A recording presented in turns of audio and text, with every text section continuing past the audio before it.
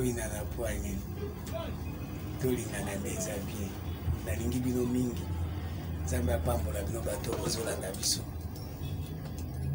Nzambe apambola bino bato boza connecté ozosomba bamega na yo mpona kolanda chaîne na biso ya YouTube po adhérer ebele bosabone ebele po tozesu na ta ya maseki te Nzambe apambola bino Nzambe asunga bino banso oyo bobosani lisusu mpona koluka kolanda chaîne na biso ya YouTube esengo eza makasi ozala en contact na ligne na bino nalingi mingi moto nyonso azolanda biso oyo nyonso azosepela na makambo tozoloba akumisa Nzambe abeta tolo ete Nzambe aza bien abeta tolo ete Nzambe alingi ye mpo lelo oyo bato ebele babetaka tolo Nzambe alingi nga po azwi motuka po azwi mbongo me awa eza makambo ya mbongo ta eza bolingo ya Nzambe na liloba nyonso ekoleka liloba na ekoleka liloba Nzambe ekoleka te Nzambe molimo yokambanga yoyo Nzambe molimo yokambanga yoyo Nzambe molimo kambanga yoyo Nzambe abalianse Nzambe molimo yokambanga yoyo Nzambe nalingi nateya ye Nzambe molimo yokambanga yoyo Nzambe molimo yokambanga yoyo Nzambe batoma Nzambe molimo yokambanga yoyo Nzambe molimo yokambanga yoyo oyo ntango ya balongi Nzambe molimo yokambanga yoyo ntango ya balongi Nzambe molimo yokambanga yoyo Nzambe batoma Nzambe molimo yokambanga yoyo mobundi Nzambe molimo yokambanga yoyo Nzambe molimo yokambanga yoyo Nzambe molimo yokambanga yoyo babaki makolo ya Yesu Nzambe molimo yokambanga lokumu ezongela Yesu Nzambe molimo yokambanga yoyo oyo ntango ya malongi Nzambe molimo yokambanga yoyo Nzambe molimo yokambanga yoyo Nzambe batoma Nzambe molimo yokambanga yoyo Nzambe baliase Nzambe molimo yokambanga yoyo yo nde fungola ya lola Nzambe molimo yokambanga yoyo fungola ngai lola Nzambe molimo yokambanga yoyo kwete nakota Nzambe molimo yokambanga yoyo tobeta masolo ya kati Nzambe molimo yokambanga yoyo okangela na motema te o Nzambe molimo yokambanga yoyo yodemomalia libala Nzambe molimo yokambanga yoyo langangela kota Nzambe molimo yokambanga yoyo tobeta masolo ya kati Nzambe molimo yokambanga yoyo babaka babwaki motole o Nzambe molimo yokambanga yoyo babaka babwaki motole Nzambe molimo yokambanga yoyo babwaki na makolo ya Yesu Nzambe molimo yokambanga yoyo babwaki na makolo ya Kristo Nzambe molimo yokambanga yoyo lokumu ezongela yo masiya ye Nzambe molimo yokambanga yoyo ezongela Yesu Nzambe molimo yokambanga yoyo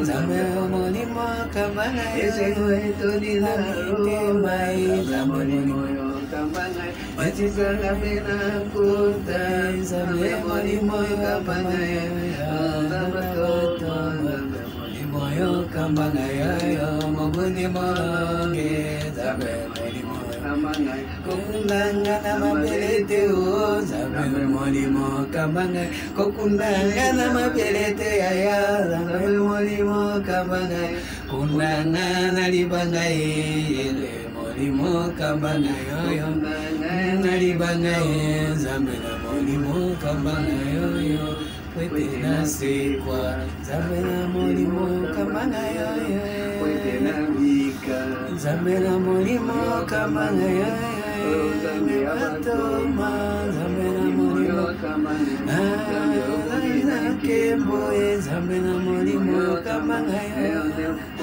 libala Nzambe na molimo kama ngai Nzambe na molimo kama ngai Nzambe na molimo kama ngai Nzambe na molimo kama ngai otikana tombola Nzambe na molimo kama ngai Nzambe na molimo kama ngai Nzambe na molimo kama ngai Nandimela Nzambe na lola Nandimela Nzambe na lola Nandimela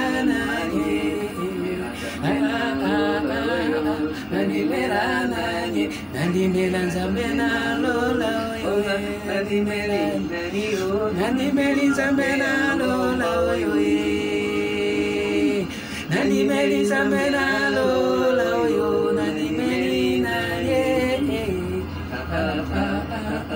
Nandimeli Nandimeli Nzambe na lola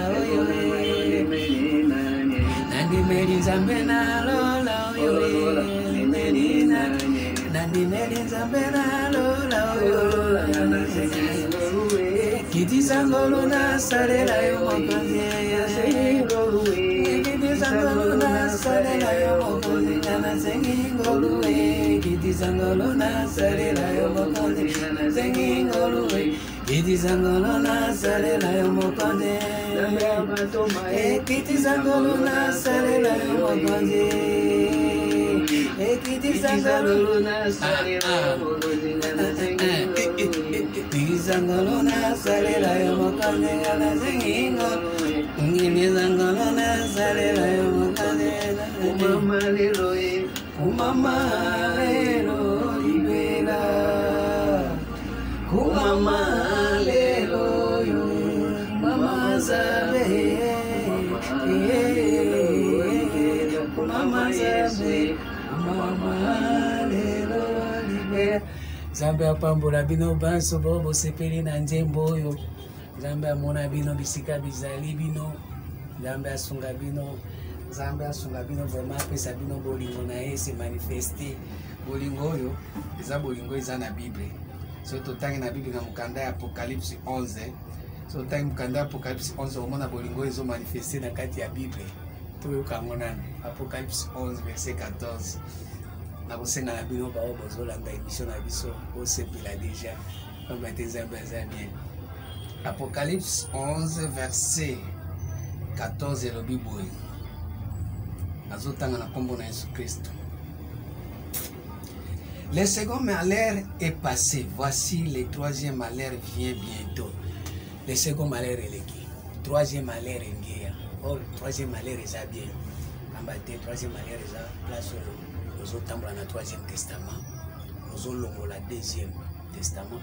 Aux autres dans le premier testament. Mais il faut tambola. Jésus a le Bible. Venez à moi, vous tous qui êtes chargés et fatigués. Je vous donnerai le repos de vos âmes. Et n'a pas ça nos fardeau. Fardeau on est aux allégés. Mais ça troisième malheur est allégé. Les malheur mais allégé. C'est-à-dire quoi? Les Seigneur vérifier ce qu'on me retrouver dans destin na yo. Les malheur. Pour ce qu'on retrouver destin na yo té. Les plus malheur kaka. Oko tambola pourquoi après au continue dans troisième testament on se retrouver de oko ko se situer té. Oko fika aboké zéro. Les malheur. Mais il faut troisième malheur mais on se retrouver. On m'écoute, on m'imona, on m'yeba, on s'identifie pour saler la destin na yo. Et on a le mingi bana 14 à 15 à 20 ans pour préparer ba fina bango à venir na bango. Troisième malheur est bien ça mukumba mais ça pepele, ça léger. Le septième ange sonna de la trompette, il y eut dans le ciel de fortes voix qui disaient: le royaume du monde est remis à notre Seigneur et à son Christ. Et il régnera au siècle des siècles. Nakati ya destin ya moto. Jésus a régné libela na libela. Bandeko, balinga mi. Makambango yango, tango yango. Nakati ya destin na Jésus nda régné libela. Mutu lisusu te, pasteur te, prophète te, mbikudi te. maman non pété papa non pété pour papa non okola kela mwana nanga ninga koza mécanicien ninga mais kati non ki mécanicien zate maman non okola mwana nanga ninga koza ministre mais kati non ki ministre zate mais nzambe soki a identifier le koza kati na yo yende akosala ngo babi totangaki mokanda ya psaume psaume 33 verset 11 12 13 babi nzambe azo renverser ba destin nyonso ya ba peuple mais destin na inde ezo exister pe ako exécuter yango. Ésaïe 46 verset 11 à 13 balingami kati na nkolo. Et les 24 vieillards qui étaient assis devant Dieu sur leur trône se prosternant sur leur face et ils adorèrent Dieu. 24 vieillards. Tant que tozo ba makambo nzambe lobi tozo so amasi kite 24 vieillards eza place oyo tozo mona 4 na 2. 4 na 2. 4 na 2 c'est-à-dire 1 2. Donc il s'agit de ça intelligence na sagesse na 4. Or na chiffre 4 nzambe asala ki na 4 mtu asali ba luminaire. Bato bazana ba luminaire, bazana lumière ya moke. Basa ba 24 vieillards. So basalisa mosala 6 wangonde basala ki bomoto. Yango moni ba juif ba ibisi Jésus biso totongaki ba synagogue ba temple ya biso na 46 bazui 4 na 6 bakangi ba luminaire wana ya 4e jour bakangi na 6 bomoto pensée humaine vie ya Sarah bana ya Sarah pensée humaine basangisi na 4 oyo eza ba luminaire ba petit luminaire boyebi moke bososoli moke boyebi nini ya moke par rapport na ba étude ya classe ndotangi makamba classe makamba nzamba ebité lo nyonso wana esali ba 24 vieillards eza ba chiffre to calcula kango na lola eza yango wana ba chiffre nyonso elobaka ba 24 vieillards na ba 4 êtres vivants ce n'est que ba 4 êtres basali na luminaire pour na 4 êtres vivants tozana ba luminaire bazana ba lumière o eza ba insuffisant bazana boyebi meza ya malamu te bazana boyebi ya Sarah bazana boyebi ya Agar bazana sagesse Égypte sagesse wana même Moïse azalaki nango mais asalaki bikamo bazana sagesse ya Sarah Jésus azalaki nango ba disciple ne basalaki bikamo mais bazalaki na molimo mosantu te. Jésus atindi bango ba 70 abi bokende kuna bobengana ba memo mabe abi to bengani ba demo ba se soumetaki na kombo na yo. Jésus a dit oui, je voyais Satan tomber du ciel. Dans Luc 10, verset 17 à 19. Mais Jésus a dit, bon, c'est piraté pour Bengani Bamou Mabe, pour Amona qui bazaki na Molimo Monsanto, Bengani Mimo Mabe, sans Molimo, Bazo Bengani Mimo Mabe, bazaki na Saint-Esprit.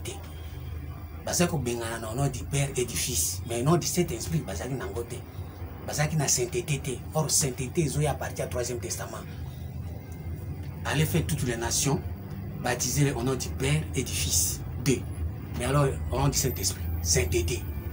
Or, sainteté, ça n'a qu'à destin à moto. So, on a la saint, il faut qu'on ait un destin là. Sainteté, ça a été que vous voyez, quand on a un destin, ça a un destin dans deux saint. Mais nous sommes on a sainté. Makambo solo Obama. Boyo Kango. Sainteté, à un moment de Jésus, tant qu'on a Matthieu 28, verset 18 à 19, ah oui, tout pouvoir m'a été donné dans les ciels et sur la terre. Dans les ciels, c'est la terre. Azu déjà ciel, aka azu ciel, 3e ciel. Azu yango, azu terre. Kuna okute su nyon kate. Kuna okuta ba prophète était. Nyon se comme pouvoir ezongi pa Jésus. Nyon se ezongi na boyebi. Or na kati ya boyebi nde okoki ko baptiser bato na Saint-Esprit. Na kati ya boyebi ya bososoli ya destin na yo, destiné na yo nde ko baptiser bato. Ah, nzambe na koka makambo. Nanya kososola. Et les 24 vieillards qui étaient assis devant Dieu sur leur trône, 24 liboso bazali na trône. Mais tant que bamoni que Jésus a na boyebi o esosoli si bango koleka, babuga bagumbami. Eza lokola yo ndenge ozabo. Ozali na trône ya deuxième alliance. Ozali na trône ya première alliance. Eza ya alliance ya Agar, ya Égypte, ya Sarah. Oyo mema na moi Canaan. Mais ba ki a part Canaan, tout ça est très haut. Ça bisunga bato bazo kangai à part Canaan ville wana eza ville ya refuge mutoko se réfugié wana eza ba sagesse na biso ya mokili ko ba kotanga classe ko ba kosala ba biloko tozo sala wana même ba téléphone eza ba sagesse ya Canaan ba Canaanaye bazali babundisaka mpe Israele koyeba kosala biloko wana ekokobundisa mpe okanisi kokomi nzoka nde okomi nano toyebi nzambe te yango moni bana Israele babundaka mpe na bakana na ye toloba makambo ya molimo. Bible ezoloba na 2 Corinthiens 5 verset 16 on dit dès maintenant nous ne connaissons personne sur la chair, nous avons connu Christ sur la chair, maintenant nous ne connaissons plus de cette manière. Maintenant tous comprendre Jésus na ndenge ya molimo ezosala bato molimo oyo bato otambola nango yango sagesse ya Nzambe siko eye mpona kolakisa bino bon Nzambe na 3e alliance.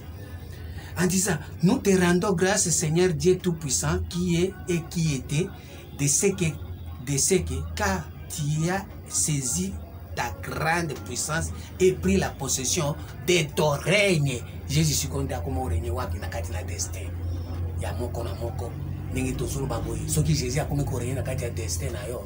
Okolinga su buso bate, okolinga matero kutate, okolinga ba fraude te, okamuibite, okobanga Nzambe, crainte ya Nzambe kokota.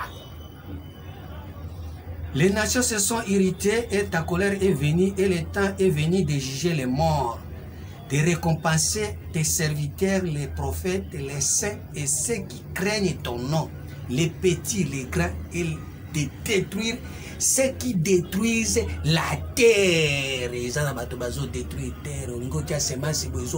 terre. Pourquoi ils ont détruit la terre? La terre, détruit déjà la terre.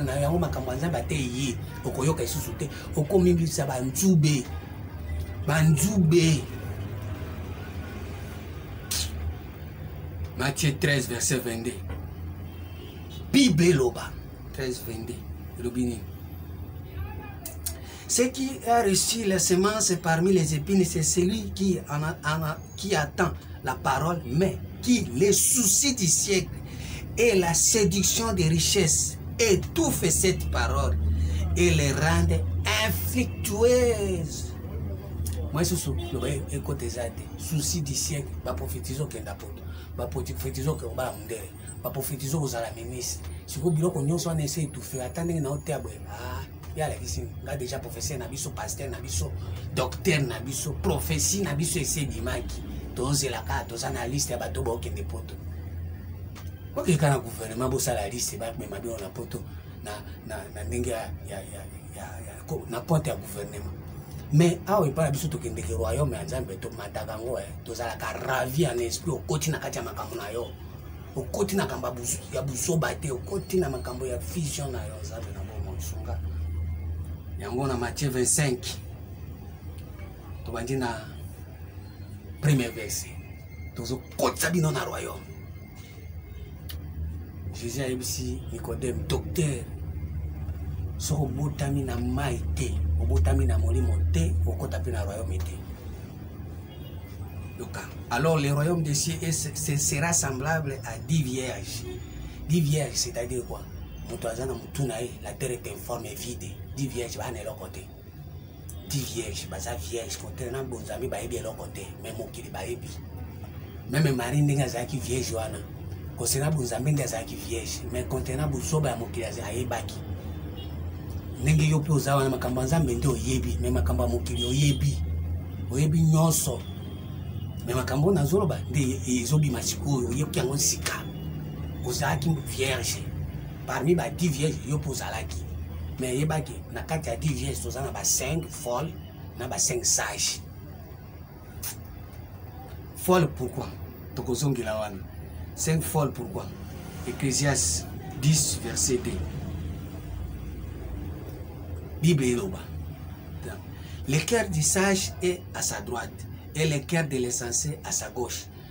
Folle parce que mon thème en abango est à gauche. À 5 vierges, bazala qui folle pour bazala qui a monté à gauche. Mais le cœur du sage est à sa droite. Basage, bazala qui n'a monté à droite. Ça veut dire que monté qui mi balé. Et ngi kolbani.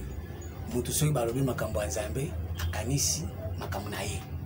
Balobi makambo nzambe amoni makambo yo ya kutime na bango bizali na bango ndenge ezalaka. Wana eza na gauche. Mais mususu soki balobi makambo ya nzambe ya bamoko amati na droite côté Jésus azali akanisi kweza makambo na biso za makambo alikolo.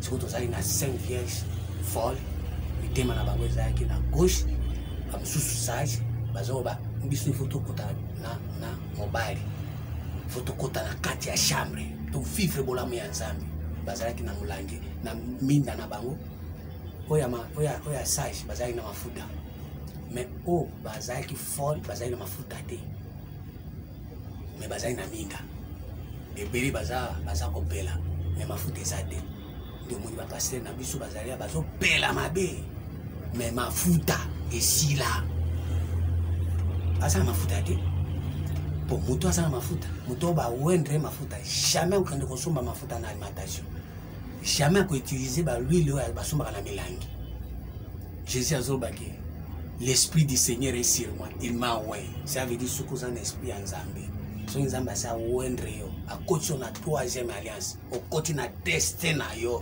osali la destin na yo osali vocation na yo oh Yesu Nzambe wa banzambe mafuta ikosopana balinga te kosopana Nzambe sunga tozonga tokinano na Deux Rois Nzambe asunga Deux Rois 4 Nzambe asunga oyo akoyoka ngaye ozamuto elengi Deux Rois 4. Une femme d'entre les femmes des fils des prophètes écrit à Élisée en disant: ton serviteur, mon mari, est mort, et tu sais que ton serviteur craignait l'Éternel. Or, le créancier est venu pour prendre mes 2 enfants et en faire ses esclaves. Élisée lui dit: que puis-je faire pour toi? Dis-moi, qu'as-tu à la maison? Elle répondit: ta servante n'a rien du tout à la maison qu'un vase d'huile. Nasa neloko te nazaka na mafuta na kati ya ndako bato baza sage baza na mafuta même ba créancier baye kozwa 2 bana ya première alliance na bana ya deuxième alliance mais mafuta soki ezali osala msala nzambe bana nini ba vie oyo wana ba pratique ya buzoba 2 bana mais yebaki mobali na ye azalaki serviteur ya Nzambe me akufa azalaki na mobali na ye azalaki prophète me akufa yango yongi koloba nini okozala na boyebi ya makambo ya buzoba ifo kolongola yango me bana mibale bakokende ba evre wana ya première alliance ekokende ya deuxième alliance ekende yango moni Jésus ne koso abi boyela mpona nga te boyela mpona bana na bino po bato ebele basi baboti basi basali bamisala o nga nasalaki boye na kombo na yo nasalaki boye na kombo na yo Jésus bi nayebi bino te baacte wana nyonso nayebi yango te yango tozokende sikoyo ifo mafuta eganga. Élisée lui dit: que puis-je faire pour toi? Dis-moi, qu'as-tu à la maison? Elle répondit: ta servante n'a rien du tout à la maison qu'un vase d'huile. Et il dit: va demander au dehors. Ça veut dire soko zana mafuta obanda obima libanda koluka bato mususu bazana eloko te obanda kotila bango eloko. Alléluia. Neti ngala zabwe na mafuta belé. Bomona ngote. Na luka ba vase vide. Ndeto ya na shina beko za vide boyi makambo te. Na otia bino. Na otondisa eza ya kotonda. Osambela pona nganzambe abomana no ngai te. Na sisa kotondisa ba vase na bino. So na tondisi ata na kufi po beza te. Mina sala pusala wada ya otondisa ba vase. Boza vide. Jésus prend na premier miracle na azu ba vase atondisa ki mai. Il faut kotondisa mai. Bato il faut bazana na ba destin na bango ba kotonda na kati ya bo destin na bango. Soki to sali ndengwana te, lobiko eza te. Elle dit: va demander au dehors des vases chez tous les voisins, des vases vides, et n'en demandez pas un petit nombre. Quand tu seras rentré, tu fermeras ta porte sur toi et sur tes enfants, tu verseras dans tous ces vases et tu mettras de côté ceux qui seront pleins. Yango na zolo ba kati ya émission na biso, toza makambo ebele ya koloba déjeuner à l'Apocalypse. Il faut tout tonda plein. Bozala pressé te ya ko bae. Moko otieboye na bano bakobotama bao bakoya na 2030 bakozala na esengo puisque bakuti déjà 3e alliance. Na bino bato bozoka lelo bozana makasi na nzoto boza bien mais eza regret pour na bato bakokisi ba 75 80 pour ba osala ngo soute pour vase soki etondi eza c'est que yo pour sala msala nza yo za 80 90 ans. Oze suna ba moya ko tambola te okende ko sa msala ya nzambe. Oko lemba na yo, mais biso atoko lemba te. Ya mwana o pompe bino na ko pompe émission na ko tondi sango. Bo sa adhérer kaka. Bo s'abonner makambo ezali. Yango tozongi na Matthieu 25. Matthieu 25. Babisiko yo na Matthieu 25 kuna tozana 10 femmes. Femme wana eza basi ya maputa te. Toyebi sungu na ndenge ya zoto te. Na top sotemba moko na au milieu de la nuit on cria voici l'époux. L'époux ce n'est pas moi bambali na bino. Ils appellent papa pasteur na bino te. Ba appelle ba prêtre spirituel na bino. L'époux ce n'est que Jésus. Alors tous ces vierges réveillera et préparera leurs lampes. Les folles le dirent aux sages, donnez-nous de votre huile car nos lampes s'éteignent. Bato baza baba folle. Bambikudi. Bapastero baza kunyokola bato. Bapastero ba ibe lokote, ba ibe kama kava mukili. Siko ba koma baba nda kusakala na destin ya bato. Yo za uwe ya nzambe. Bazolinga nini? Yo pozwa we onction na yo. Bakasi nyonso wana otiango service na bango. Ah bwe, bapesa bango te.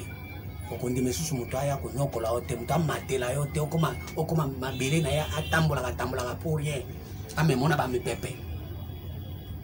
Les sages répondirent, non, il n'y aurait pas assez pour nous et pour vous.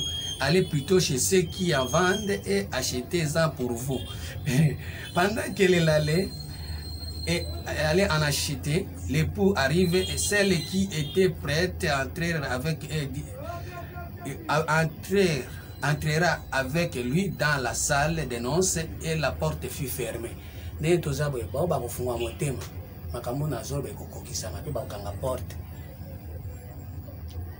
Yo mutozo négliger, yo mutozo minimiser, yo mutozo mona makambo pamba, mais baki bato mususu ba réussir makambo.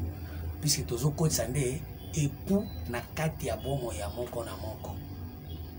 Nzambe, sunga bato bazolanda. Esaïe 60. Oya kuyoka makambo. Esaïe 60. Erobini. Pour l'amour de Sion, pour l'amour de Jérusalem. Natiki kuna nakeka na verset 4. On ne nommera plus ta terre délaissée. On est nommé, on était. Nabana 3. Tu seras une couronne éclatante dans la main de l'Éternel, un turban royal dans la main de ton Dieu. On ne te nommera plus délaissé. On ne nommera plus ta terre désolation, mais on t'appellera mon plaisir en elle et on appellera ta terre épouse. Car l'Éternel met son plaisir en toi et ta terre aura un époux. Wana Isaïe 62 verset 4. Ma belle na yo kozana mobali. Nzambe. Bosakani mingi na makambo nzambe. Bosakani mingi bosalima sekimi. Isaïe 54 verset 5. Car ton créateur est ton époux, l'Éternel des armées est son nom. Et ton rédacteur est le Saint d'Israël. Il se nomme Dieu de toute la terre. Ça veut dire ma belle non mon bimba. Omi kabino pas ensemble. Omi pesi ne pas ensemble. Omi bois qui ne pas ensemble. Ma belle na yo mon bimba. Ça veut dire ma belle baba qui semence et bimisi. Ma belle baba qui semence et bimisi. Esaïe 55. Verset Esaïe 55. Verset 10 et le Bible. Non. Comme la pluie et la neige descendent dans les cieux et ne retournent pas sans avoir arrosé, fécondé la terre et fait germer la plante, sans avoir donné de la semence au semeur et du pain à celui qui mange, ainsi la nature de ma parole qui sort de ma bouche et elle ne retourne pas à moi sans effet, sans avoir exécuté ma volonté et accompli mes desseins.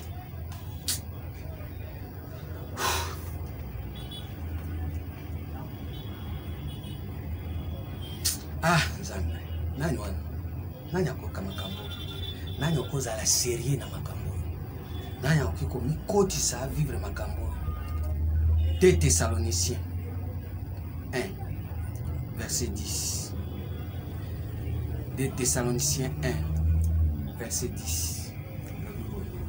Lorsqu'il viendra pour être ce jour-là glorifié dans ses saints et admirable dans tous ceux qui auront crié, car notre témoignage auprès de vous a été cru. C'est pourquoi aussi nous prions continuellement pour vous, afin que notre Dieu vous juge digne de la vocation qu'il accomplisse par sa puissance et tous les desseins bienveillance et de sa bonté à l'œuvre de votre foi, pour lesquels le nom de notre Seigneur Jésus-Christ soit glorifié en vous et que vous soyez glorifiés à lui selon la grâce de notre Dieu et du Seigneur Jésus-Christ. Et tikala boy na kombo na Yesu Christ pe salemaka bongo amen.